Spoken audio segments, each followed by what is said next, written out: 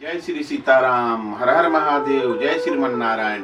आज मैं आपके सामने वीडियो लेकर आया हूँ कि ये घर घर की समस्या है। घर घर में सास बहू, अनेक प्रकार की परेशानी, अनेक प्रकार का कष्ट आज कली युग में हर घर में है। तो इस प्रकार से मैंने सोचा कि कुछ ऐसे वीडियो बनाकर डालूं आप लोगों के सामने कि सभी लोगों का भलाई हो। तो घर घर में सास बहू का जो झगड़ा है, घर घर की ये सबसे प्रसिद्ध झगड़ों में से एक माना गया है। तो ऐसे तो उसमें सबसे बड़ा कमी क्या है, तो संस्कार की कमी है। जो सास बहू के अंदर झगड़ा होता है, जो घर के परिवार में झगड़ा होता है, इसका मतलब कि संस्कार की कमी है। दूसरा चीज भोजन की कमी है, अन्न की कमी है। आपके घर का सुंदर भोजन नहीं है, सात्विक भोजन नहीं है। इससे घर में झगड़ा और तनाव, तरह तरह के रोग हो जाता है। बहुत लोग कहते हैं कि महाराज जी मैं बहुत पूजा पाठ करता हूँ फिर भी घर में दुख रहता है। तो इसके विषय में भी आगे मैं बताऊंगा और आगे वीडियो बनाऊंगा। लेकिन सास बहू के झगड़ा जो प्रतिदिन घर में होते रहता है, उस पर मैं आज वीडियो लेकर आया हूँ। तो सास बहू का झगड़ा पूरे विश्व में सबसे प्रसिद्ध झगड़ों में से एक माना जाता है। एक घर में यदि सास और बहू दोनों रहें तो उनके बीच झगड़ा एक आम बात है। लेकिन ये झगड़ा यदि जरूरत से अधिक बढ़ जाए या फिर सास बहू का झगड़ा घर में रोजाना कलेश उत्पन्न करने लग जाए तो उसे जल्द से जल्द रोकना ही बेहतर होता है। सास बहू का झगड़ा खत्म करने के लिए, आप सास बहू का झगड़ा मिटाने के लिए कुछ उपाय है, कुछ नुस्खा है, कुछ टिप्स है, मैं आपको बताना चाहता हूँ, जिससे आपके घर में सुख शांति हो जाएगा। हमारे द्वारा बताए गए सास बहू का झगड़ा मिटाने का उपाय बेहद ही सरल और आसान है। यदि आप भी अपने घर में रोजाना होने वाले झगड़े और कलेश से परेशान हैं और घर में सुख शांति और अमन चाहते हैं, तो एक बार सास बहू का झगड़ा मिटाने का उपाय अवश्य आप लोगों को आजमाना चाहिए, जो मैं बता रहा हूँ। तो सास बहू का झगड़ा मिटाने का उपाय के लिए आप गाय का गोबर की मदद से एक दीपक बना लें। गाय का गोबर जो है उसका दीपक बनाएं और प्रतिदिन एक दीपक आपको अपने घर के मुख्य दरवाजे के पास जलाना चाहिए। जो मुख्य दरवाजा है उस घर के आगे, अपने घर के दरवाजा के आगे उस दीपक को शाम के टाइम करीब किरण जो सूर्यास्त होने के बाद में शाम के टाइम दीपक को प्रतिदिन जलाएं। इस दीपक में आपको तिल का तेल डालना है, साथ ही थोड़ा सा गुड़ भी दीपक में रख दें। तिल के तेल को मीठा तेल बोला जाता है और गुड़ तो सदा से ही अपना मीठे स्वाद के लिए जाना जाता है। इस प्रकार दीपक जलाने से सास बहू का झगड़ा खत्म हो जाता है और उन दोनों के रिश्ते में एक मिठास आने लगती है। सास बहू का झगड़ा मिटाने का उपाय आपको कुछ दिनों तक रोजाना करना चाहिए, कम से कम 3 महीना तक, या बीच में भी अगर करते रहें। और सास बहू के झगड़े को प्यार में बदलने का उपाय मैं बताता हूँ। इस उपाय को करते रहिए, आपके घर में सुख समृद्धि आएगा। विवाह के बाद एक लड़की अपना सब कुछ छोड़कर एक नए घर में आती है। उसे लगता है कि नए घर में उसे अपने घर जैसा ही एहसास होगा और उसकी सास एक बेटी की तरह उसकी देखभाल करेगी। लेकिन कुछ दिनों में सास बहू में झगड़े शुरू हो जाते हैं। तो इस स्थिति में कई बार यह झगड़ा सास के बेटे और बहू के पिता के कारण भी हो जाता है। सास और बहू दोनों ही उसके ऊपर अपना हक जताने की कोशिश करते हैं। यदि आपके घर में भी इस तरह के झगड़े खत्म होते हैं और आप ऐसे झगड़ों से मुक्ति पाना चाहते हैं, तो सास बहू के झगड़ों को प्यार में बदलने की आप साधारण सा उपाय कर सकते हैं।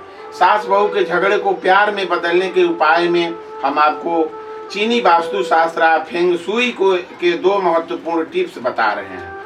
तो सास बहू का झगड़ा खत्म करने के लिए आपको सास और बहू की एक तस्वीर फ्रेम कराने के बाद, घर के नैऋत्य कोण में दक्षिण और पश्चिम जो कोण है उस दिशा में लगा दें। ऐसा करने से कुछ ही दिनों में सास बहू का झगड़ा खत्म हो जाएगा।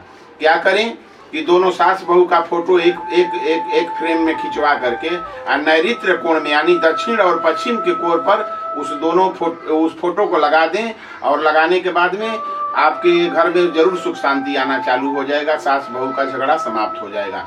यदि आपके रसोई घर में सिंक या पानी का नल और गैस स्टोव आसपास रखा है तो वह भी घर में कलेश का कारण हो सकता है।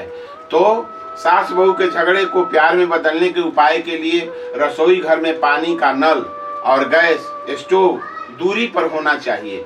गैस और पानी दोनों विपरीत स्वभाव के होते हैं, इसलिए दोनों के पास होने से घर में नकारात्मक ऊर्जा बढ़ती है। तो इस प्रकार से जो मैं बता रहा हूँ उसको हटा दें। इस तरह से गैस और पानी दोनों एक साथ हैं, अगर आपके घर में हैं तो उसको अलग अलग कर दें। सास बहू में प्रेम बढ़ाने के उपाय तभी कारगर है जब उन दोनों में से कोई भी एक व्यक्ति अपने रिश्तों को मजबूत करना चाहता हो। अक्सर देखा जाता है कि सास और बहू में से कोई एक व्यक्ति ही अधिक कलेशी और गुस्सैल होता है और दूसरा व्यक्ति अपने रिश्ते को मजबूत करने की कोशिश करता है। लेकिन यदि सास और बहू दोनों ही एक दूसरे के प्रति नफरत करते हों तो सास बहू में प्रेम बढ़ाने का उपाय घर का कोई अन्य सदस्य भी कर सकता है। सास बहू के झगड़े का असर केवल उन दोनों पर ही नहीं बल्कि पूरे परिवार और सभी सदस्य पर होता है। अगर आप भी जानना चाहते हैं कि सास बहू के रिश्ते में झगड़ा खत्म करने और प्यार कैसे लाया जाए तो सास बहू में प्रेम बढ़ाने के उपाय का प्रयोग कर सकते हैं। सास बहू में प्रेम बढ़ाने के उपाय के लिए प्रत्येक मंगलवार को सूजी का हलवा बनाकर किसी भी मंदिर के बाहर बैठकर गरीबों में वितरित करना चाहिए। जल्दी ही घर में सुख शांति आ जाएगा। आप जो है मंगलवार को सूजी का हलवा बना लें और किसी भी मंदिर अगल बगल में जो आपके आस पड़ोस में मंदिर है उस मंदिर पर जाएं, भगवान को भोग लगाएं और भगवान को भोग लगाने के बाद में गरीबों में वो हलवा को बांटें।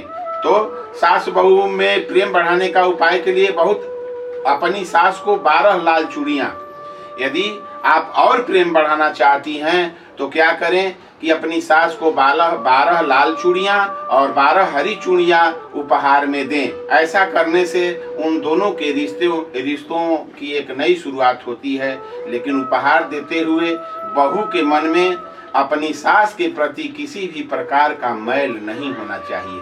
चूड़ी देते समय सास को जिस समय आप चूड़ी दे रही हैं उस समय आपके हृदय में कोई सास के प्रति मैल नहीं होना चाहिए। 12 चूड़ी लाल और 12 हरी चूड़ी दें और आपके हृदय में किसी प्रकार सास के प्रति कोई मैल नहीं, सदा विचार लेकर के उसको चूड़ी को देना चाहिए।